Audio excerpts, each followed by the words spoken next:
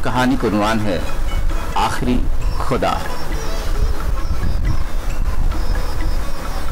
ज़मीन आतिश फशानी दौर से गुजरती हुई बर्फानी दौर में दाखिल हो चुकी थी। 0 डिग्री सेल्सियस से भी कम दर्जे हरारत हो जाने की वजह से ज़मीन पर जितने खुश्क खित्ते थे मोटे मोटे बर्फ की तहों में गुम हो गए थे और समंदर, नदी और नाले बर्फीले गिलाफ में अपनी पहचान खो चुके थे। हाँ, ये उन्हीं दिनों की बात है। वन में रहने वाला इंसान जिसके जिस्मों पर बड़े बड़े बाल निकल आए थे और जो आज करोड़ों साल बाद इक्का दुक्का चिड़ियाखानों में नजर आते हैं और जिन्हें हम वन मानुस के नाम से जानते हैं, और चिड़ियाखाने के अंदर बंद सुलाखों के पीछे जिनकी उछल कूद बच्चे देखकर शोर मचाते हैं, वो उस वक्त इस जमीन पर गूंगे या पाहिज नहीं थे, बल्कि बर्फ से ढके हुए जंगलों, पहाड़ों, नदियों और समंदरों पर अपनी हुकूमत का परचम लहरा रहे थे और तकनीकी एतबार से तरक्की की मंजिलें तय कर रहे थे। वो लकड़ी की अफादियत जान चुके थे और उसकी मदद से सामान साजी और छोटे छोटे घर बनाने लगे थे। ये वो ज़माना था जब इंसान चांद सितारे देखकर डरता था और अपने अपने घरों में छुपा रहता था। हरी घास, नर्म व मुलायम पत्तियां चबाकर अपनी जिंदगी जीता था। उसे खबर नहीं थी कि परिंदों चरिंदों का शिकार कैसे किया जाता है, किस तरह इनके गोश्त को नोच नोच कर खाया जाता है। इसके बावजूद भी वो बाखबर हो गए थे कि जो इनमें सबसे ताकतवर होगा वही अपने कबीले या अपने खित्ते का सरदार कहलाएगा, यानी खुदा के लक़ब से पुकारा जाएगा। इस तरह कई खुदाओं की हुकूमतें टूटी और बिखर गईं। कई खुदा अपनी ताकत के बलबूते पर वजूद में आए और निस्त नाबूद हो गए, मगर एक खुदा जिसके मुतालिक लोगों ने सुन रखा था कि जब वो पैदा होगा तो सारी दुनिया पर हुकूमत करेगा, अपने न मानने वालों पर अताब नाजिल करेगा और उन्हें सख्त तरीन सजाएं देगा। लोग उसके कहर से डरेंगे, उसके जुल्म से पनाह मांगेंगे और उससे रहम के लिए हम वक्त फरियाद किया करेंगे। वो अकेला होगा और कोई उसका हम असर पैदा नहीं होगा। वो जो चाहेगा करेगा और जो कुछ भी कहेगा वही होगा। वो तमाम खुदाओं में अजीम तर होगा। लोगों का कहना था कि वो अब पैदा हो चुका है, मगर पूछने से कि ये बात उन्हें कैसे मालूम हुई तो जिक्र करते कि इस नस्ल के पहले खुदा ने ख्वाब में देखा था कि वो आखिरी खुदा होगा, फिर कोई खुदा पैदा नहीं होगा। तरह तरह की बातें होती। इस तरह वक्त बदलता रहा। बदलते बदलते वो दिन के करीब आ गया कि एक ने लोगों को इकट्ठा कर फिर अपनी ताकत का सहारा लेकर दावा किया, लोगों, आज से मैं तुम्हारा खुदा हूँ।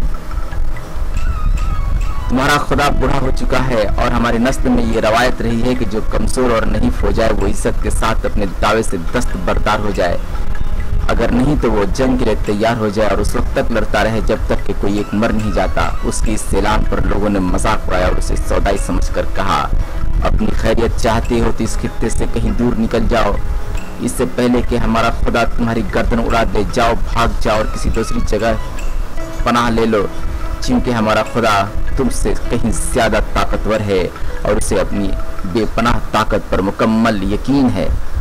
लोगों की बातों को उस पर कुछ भी असर नहीं हुआ और वो चारों तरफ ऐलान करता फिरता रहा और एक दिन अपने वक्त के खुदा के जंगजुओं के हाथों लग गया और खुदाए वक्त के दरबार में हाजिर किया गया। हाँ, तो तुम ही वो सौदाई हो जो खुदाई का दावा करता है? खुदाए वक्त ने सख्त लहजे में पूछा। हाँ, ऐ अपने वक्त के खुदा, मैं तुझे खुदा मानने से इनकार करता हूँ, क्योंकि तू बुरा हो चुका है, तेरे अंदर का जौहर फना हो चुका है, अब तो इस कौम की सिर्फ एक कलामत बनकर रह गया है। मैं तुमसे कहीं ज्यादा ताकतवर हूँ। अगर तुझे मुझ पर यकीन नहीं तो आजमाइश हो जाए, जो बाकी बचेगा इस तख्त पर बैठेगा। उसके दिलाना जवाब पर खुदाए वक्त ने कहा बुलंद किया और जवाब दिया, कल सुबह सूरज तुलू होते ही सरेआम मुकाबला होगा, ताकि लोग यकीन कर लें कि इनका खुदा महज से कलामत बनकर नहीं रह गया है। ये बात आग की तरह पूरे खित्ते में फैल गई। कुछ लोग ये सुनकर हरासा हो गए कि ये जरूर आखिरी खुदा है जिसकी बदौलत हमारी कौम फना हो जाएगी, जबकि कुछ लोग ये सुनकर हंसते और कहते वो जरूर कोई पागल है।